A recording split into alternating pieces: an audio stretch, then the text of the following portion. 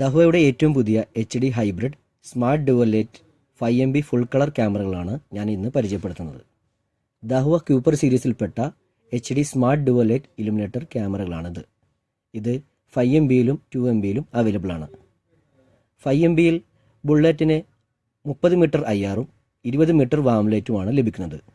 Dome ആണെങ്കിൽ 25 metre IRഉം 20 metre warm ലൈറ്റുമാണ് ഇതിന് ലഭിക്കുന്നത്.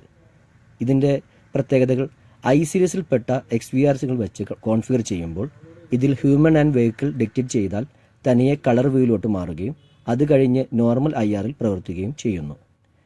ഇതിന് IP67 വെതർ പ്രൊട്ടക്ഷനും ഇതിനും അവൈലബിൾ ആണ്.